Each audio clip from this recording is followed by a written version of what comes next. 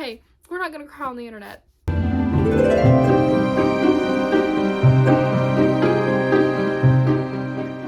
Hi everybody, welcome to my channel. Today we're going to talk about all of the books that I read in the month of September. We're going to do this early this month. It is only the second when we are filming this. We're going to get this up early. I posted my August wrap up on like the 26th of September. I don't know, it was very late and I'm very sorry for that, but we're going to get this one out early so that we can film some more content for this coming month of October. I'm very excited. So let's just jump right into it. I read 10 books I think this month, and we're going to start it off with The Penalty Shot by Maren Moore. I am a part of Maren Moore's ARC team, so I did receive this as an ARC. This is my third ARC from Maren. This is the fourth book in the Totally Pucked series. I've read them all. We had Change on the Fly, Sincerely the Puck Bunny, the Scorecard, and the Final Score, which was a duet within this series. And now we have The Penalty Shot. All of the books in the Totally Pucked series are hockey dad romances, whether they become a dad within their love story or they're forced into a dad role. It all ends up being hockey dad romances, which are really fun. I've really enjoyed this series. This is probably, other than Change on the Fly, those are my top two, this one and Change on the Fly. So this is about Auden and Asher. Asher has been one of my favorites throughout the book, kind of like the sprinkles that we've gotten of Asher, but he's such a good book boyfriend. I'm obsessed. I'm obsessed with this book. I think I gave it 4.75 stars. I know I'm not the best about remembering like when I give point stars because Goodreads doesn't give you that option, which is one of the reasons that I don't like Goodreads and like StoryGraph and Literal better, is because they let you do half and quarter stars. I'm just really bad at keeping up with those two as well. I just recently re-uploaded my entire like Goodreads stuff to them so that I'm caught up now, so I will start keeping up with those as well. Those are all down below if you would like to follow me on any of those. So this is, Auden is a mom and she's a single mom and they are neighbors. Auden and Asher are neighbors. They live in the same like apartment building. Something happens. They actually end up being roommates. Which is forced proximity. I would say this is another where it is a sports romance, but hockey is like low on the totem pole of like actual story here. It's not one of the top things like some other hockey romances I've read. But I'm just going to read you the I have my handy dandy iPad here. I'm just going to read you the synopsis of this one and then kind of tell you what my review says. It says, the one and only rule: nothing affects our roommate agreement. Being a single mom, my life revolves around rules, but some rules are meant to be broken, and my new roommate is the temptation I can't afford. Asher Hart, the handsome tattooed hockey player who's doing everything he can to penetrate the walls around my heart. I should have known that he would be trouble, but maybe a little trouble is exactly what I need. He tells me I'm his good girl, that he's proud of me, and shows me a side of myself I never knew existed until he walked into my life. No matter how addicted I am to the way he makes me feel, I know it's only temporary. And now I just have to find a way to protect my heart from being the penalty. So, like I said, I gave this 4.5 stars. Asher really made this book for me. I think he is like top tier book boyfriend. He's very like patient and kind, sweet, but not so sweet when he needs to be not so sweet. This was kind of spicy. I'd give it a 3 out of 5 on the spice scale. It was pretty frequent spicy, not like crazy, like not every chapter, but there was decent amount of spice. It wasn't anything like crazy, but overall it was just a really good book. It was I definitely suggest, if you're going to read any of these Totally Pucked books by Maren Moore, read Change on the Fly or read this one. Those are the top two for sure from this series. And then I finished After We Fell. I annotated this. It's not, I didn't like annotate it too much. I was trying to like rush through this book so that I could get After Ever Happy done before the movie came out. So I just don't have it tabbed, but I gave it 5 stars. Y'all, I know that a lot of people hate the After series, and I understand why you would hate the After series. This is not a good relationship. This is not what we want to have in real life, in our world. But like how we love like drama TV and like Real Housewives or stuff like that. That's why I love this. This is so addicting to read. It's so good. This is not, do not read this and be like, oh my god, this is gonna be such a sweet little love story. That's not what the After series is about. This is just good. I love it. It's toxic. Don't think that I don't think this is toxic. I know it's toxic, but I love it. So therefore, I'm going to forever love this series. This series had me in a chokehold. I don't think I've read a series that had me this much in a chokehold ever. I'm obsessed with this. I'm obsessed with it. I love the movies. Are they good? Not really, but I love them. And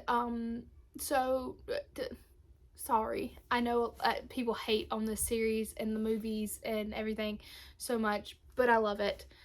After We Fell, I also finished After Ever Happy, also annotated this and just didn't tab it. So I have to go back and finish annotating both of these. I feel like she wrapped up After Ever Happy in a very great way. I can't wait to see the 5th movie and see what they do with it. I think it's basically going to be what the epilogue of this book is. So that's going to be very interesting to see. There's also supposed to be 2 spin-off series within that After universe, which is going to be really interesting. I still have to read Before and both of the Landon books, which is Nothing More, Nothing Less. I have all of these left to read, and I think I'm going to save those for November.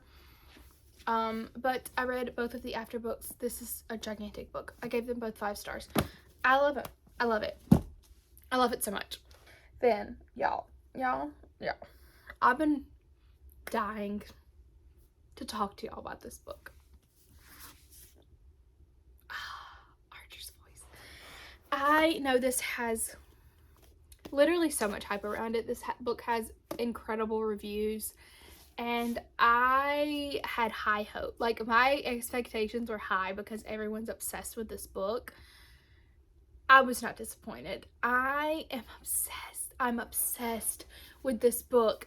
If you are someone who likes Colleen Hoover and you had that, like, reading your first Colleen Hoover book and being like, oh my god, this is fantastic, I want to read everything she has ever written, Mia Sheridan, let me tell you, the self-control I have to not just go immediately buy everything she's ever written is unreal. There are 2 more books in this like little love story series. I don't know. On Goodreads, this is listed as the Signs of Love series, which doesn't make sense. It's not in that series at all. It's in this, like, it's not really even a series. It's just they all kind of fit together. It's Archer's Voice, Most of All You, and More Than Words. So I want to read all of these. Like I said, they're not related, so they're not in a series, but I really want to start with those 2 other Mia Sheridan books to see if they're as top tier as this book is. But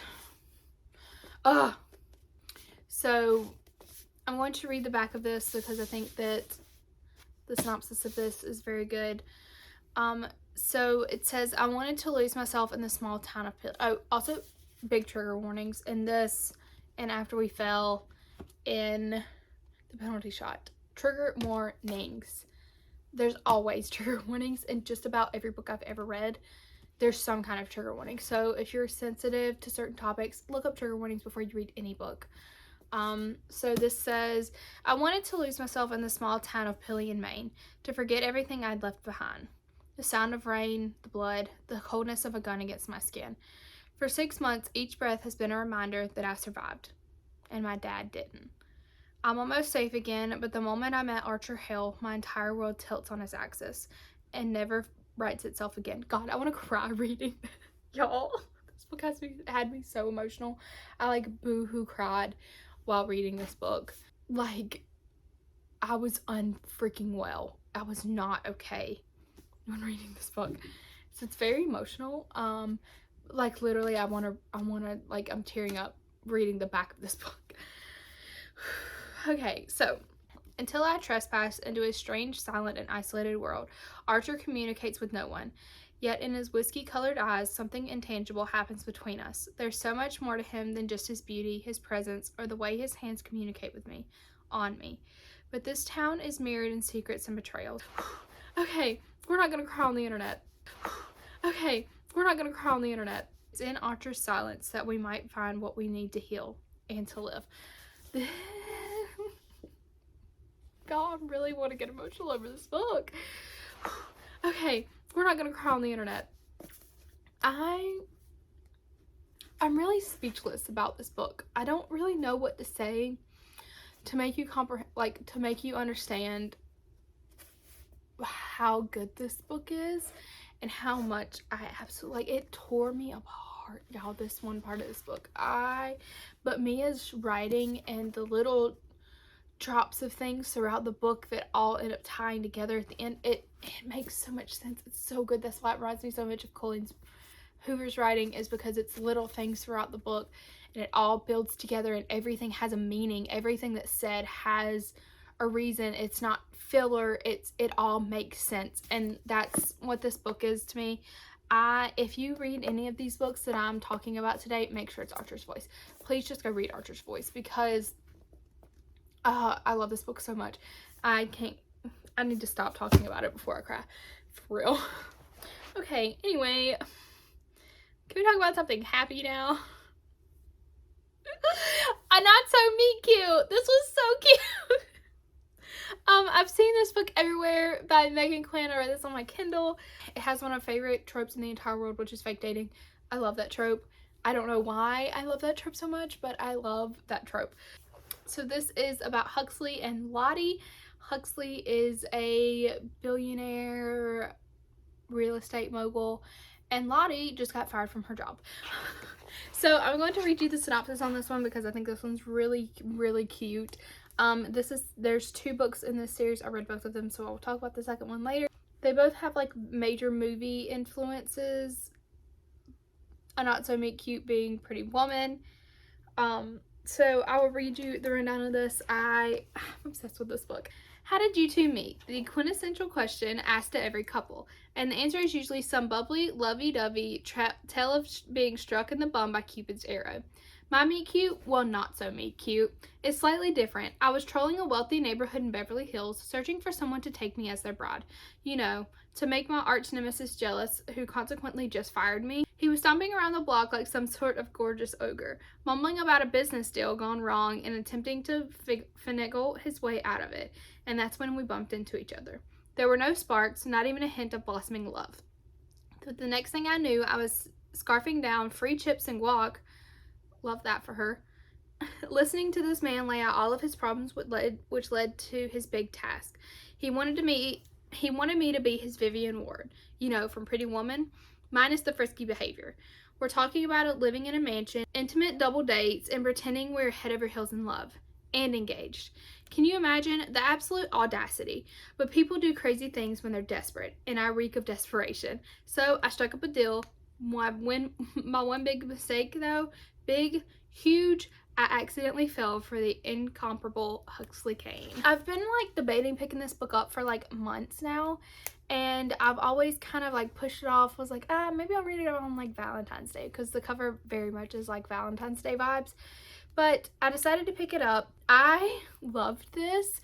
It was spicy in all the right places. Lottie and Huxley were just like so cute, and their banter was great. I just really liked this. It was much better than I anticipated it being. I thought it was just gonna be like a really cutesy little rom-com, but it was honestly so freaking good. I'm obsessed. The spice was good. The writing was good. The love interest was good. The side characters were good. There wasn't anything bad about this book. So I gave it 5 stars. The next book that I read was, I finally read Terms and Conditions by Lord Asher, y'all. I finally read it. I've had this book since it came out. I don't even know when that was, but it was a long time ago. February. This book came out in February, and I finally read it.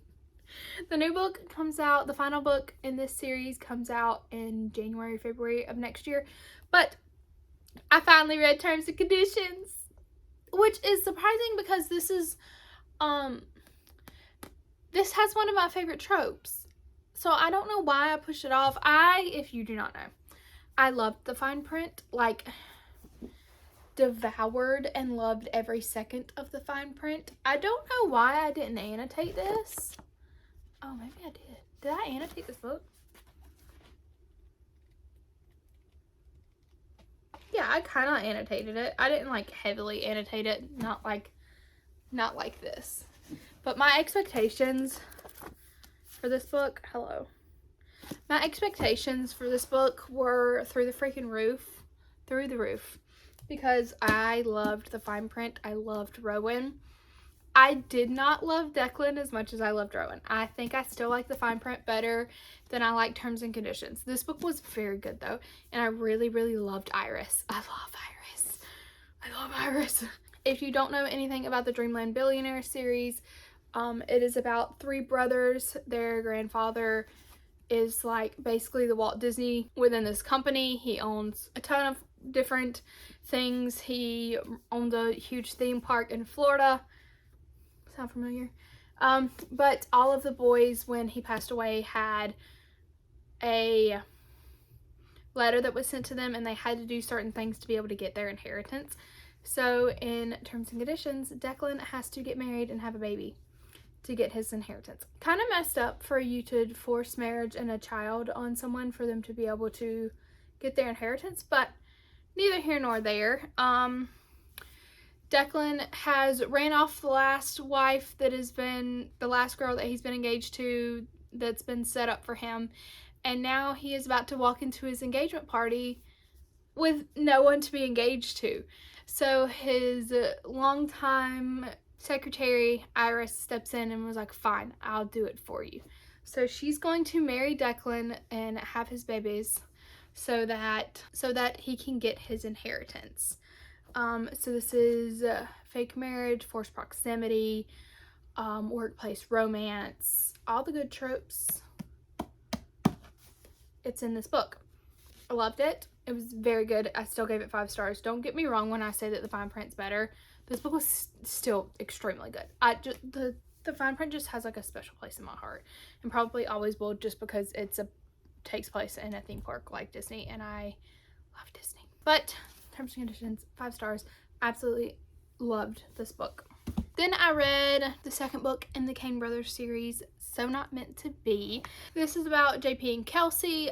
This did not get as good a reviews as Not So Meet Cute as far as the book community goes. I loved it still. It was not as good as a Not So Meet Cute, but I still really liked this. This is like When Harry Met Sally. This is, like I said, JP and Kelsey. JP is Huxley's brother. Kelsey is Lottie's sister. So this is kind of workplace romance, enemies to lovers. JP very much shows interest first in Kelsey, and he's kind of chasing her, and she's not really giving him the time of day. And then there is some forced proximity with a work trip where they're having to stay in the same suite. This was very cute. It was not as good as the first one. I still gave it 5 stars. I know other people didn't like it, but I still really liked it. So sorry, not sorry that I really enjoyed this book. The third book in this series is a long time coming. It is coming out in January of next year. I'm very excited to read this one. It is going to be the third Kane brother, and I can't wait. Very excited. We don't know any information about it other than it's called A Long Time Coming. And then, okay, y'all, I finally did it. I finally read A Court of Mist and Fury, and y'all were right. Y'all were right. I knew. I'm sorry, Emily, that it took me this long. Everyone told me that ACOTAR, you just had to kind of get through it, and then the rest of the series is fantastic. This book, oh my god. This book was every day I suffered through ACOTAR. The like month that I suffered through ACOTAR, this book was so worth it. Oh my god. I don't want to tell you anything about it because like I can't tell you anything that happens in it because it very much spoils ACOTAR, but just know that this book got 5 stars. I'm obsessed.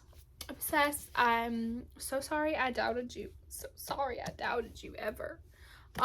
It's breathtaking. It's beautiful. It had me on my toes. There's so many crazy things that happens in this book. I could not put it down. I was constantly reading this. I think I read this entire book in 3 days. That's a lot of book to read in 3 days.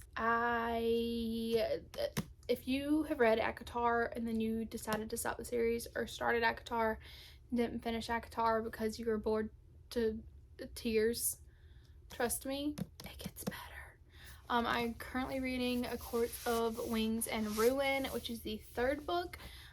It's not as good as this so far, but I don't think anything will be as good as this. This book was just next level, so freaking good. And I'm in love. I'm in love. And I've heard that there's an ACOTAR TV show. If you know any information about that, please share with me because I don't know anything about it.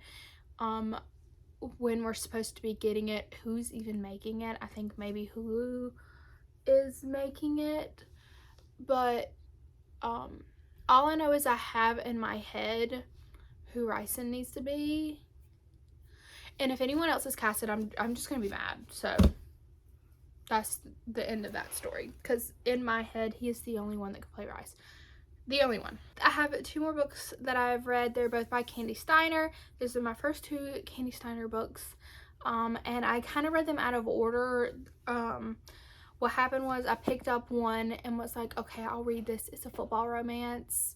Haven't read one of those in a while. It's football season. We'll do that. I read The Blind Side. Okay, so we read The Blind Side.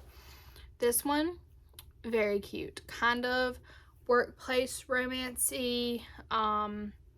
Fake dating, which you know I love. I love it. I love a fake dating. So we have Gina and Clay. I loved this couple so much. They are the cutest. The cutest. Clay is a safety for his college football team and kind of like the captain. He's like the guy. He's the guy on campus. And Gina works in public relations for the football team. She kind of like wrangles all the guys to get them to the interviews they need to do and sets up all that, does their NIF deals, NIT deals, whatever that new thing that they're doing with the college sports players where they can make money while playing sports, which is fantastic. I can't remember what it's called, but she like wrangles all that. So when Clay's longtime high school girlfriend breaks up with him, he kind of goes off the deep end. He doesn't want to talk to anybody. He's kind of being a jerk, and he kind of wants to get her back. So he decides that him and Gina are gonna start fake dating so that he can make his ex-girlfriend jealous and she can make a guy she's interested in jealous. Turns out that this is working. It's going their way. But also Gina is a virgin and she doesn't want to be anymore. She kind of wants to like get it over with and to kind of like learn firsthand how everything works. So Clay decides, yeah, okay, I can do that for you. Feelings start developing, obviously, and then some crazy stuff happens. Clay has kind of a tumultuous past, not the best relationship with his dad. And then Gina also doesn't have the best relationship with her family. She's kind of the middle child that kind of got forgot about everything. So they both have that in common. Some things happen that I won't spoil for you. But one of the best sports romances that I've read. Love it. It's very opposites attract. Like I said, it's fake dating. This really caught me by surprise as to how much I loved this book. Flew through it. Like literally, I read this book in I think a day. 2 days. 2 days. Probably like 36 hours if we're being real. Because I think I started it at like 12 o'clock at night. Clay is extremely loyal, like to a fault. He is so sweet, so loyal. Like, Clay, calm down. I gave it 4.25 stars. The only thing that I didn't love was the conflict at the end of the book, like the very last conflict. I could have done without it. I understood kind of why it happened, but I think it could have been done better. Now, here's where I messed up within this series. This is not in, like, Goodreads does not have this listed in a series, but at the end it was like, hey, do you want to read this book that is about this person that was in this book already? So, like, do you want to read about this couple that was in The Blind Side? Do you want to go back and read their book? And I'm like, well, yeah. Of course I do. Okay, so I have to go back and read The Fair Catch, which was the first book in this, like, little group of books. The Fair Catch. I have to go back and read this because this couple shows up in The Blind Side. So read Fair Catch first. I guess I will let you know how it is hopefully next month because I'll probably pick it up. And then there's like I don't really understand how Candy's books coincide because there's also like this book is next, but then also read this book before you read this book so that you understand what's going to be going on in this book. So I'm very confused. I'll see if I can find a breakdown as to what order you need to read her books in because I'm guessing that they're interconnected a little bit, but all standalones. And then I read The Wrong Game by Candy Snyder. This book I've had on my TBR for probably close to a year. TikToks blew up about this book last year. It's been everywhere. This is about Gemma and Zach. You find out in like the prologue, the first thing you read in this book, that Gemma has found out that her husband is cheating on her. And so she is very much a planner. Gemma is one that she has to set things. She has to do them a certain way. And so she comes up and she has all this evidence that she's going to present her husband with. The fact that she knows that he's cheating on her. So they sit down and she's going to tell him. And then he tells her that he's dying. Which is, okay. What a way to start a book. So Gemma's husband is dying. So she doesn't tell him about the whole cheating thing and how she knows. So she stays by his side. He ends up passing away. The other woman comes to the funeral. It's a whole mess. But fast forward to months later, and she had bought her husband. Sorry if my kids are being extremely loud. You're just gonna have to ignore if you can hear them. She bought her husband season tickets to the Bears. She bought her husband season tickets to the Bears games. And so her best friend decides, hey, what if you take a different guy to every single home game and you use it as like a way to get back into dating, a hookup if that's what you decide you want to do.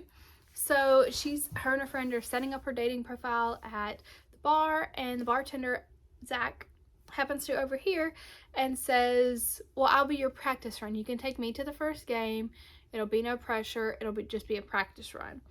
She is like, fine, whatever. She very much is pushing Zach away, and Zach is trying very hard to show her that he could be it for her, basically. Like, he's pushing it, and in a good way, not in a like toxic way. We're in a good one. So it's supposed to be a one night thing, and Zach's like, well, take me to the next game. So he's pursuing her. She's trying her best not to pursue him back and trying to get him to not push it because she's afraid of falling in love because of what happened with her husband. So this was a really great book. The miscommunication, sometimes, it's not even miscommunication within this couple, it's just not communicating things that would make the person understand you more. So that was the only thing I didn't like, was like, if y'all would just talk to each other and be open and honest with each other, it might have worked out a lot easier for y'all. You might not have pushed away as much. I still loved this book. I gave it 5 stars. 4.5 to 5 stars. It's 5 stars on my Goodreads, but I don't know. It's more like 4.5, I think. I really enjoyed both of these Candy Snyder books I read. I have 2 more already that I want to read. I want to read the second book, To the Wrong Game, and then the first book, To the Blind Side. So I will probably have some more of her stuff very soon coming to you. That was all the books that I read in October. I feel like I've been talking forever, but it was a really good reading month. I'm very excited about reading October. I'm ready for spooky season, and then once October's over, it'll be Christmas, and I love me some Christmas. So we're gonna read some spooky books in October. We're gonna read some Christmas books in November and December, and then the year's gonna be over, and that's gonna be freaking insane. I cannot believe that it is already October. I'm stressed about it. It's been the fastest year, I think, in God knows how long. I feel like it's just flying by. But this was everything I read. I hope you enjoyed this video. If you are not already, subscribe to my channel down below. Thank you so much for being here, and I'll see you next time. Bye.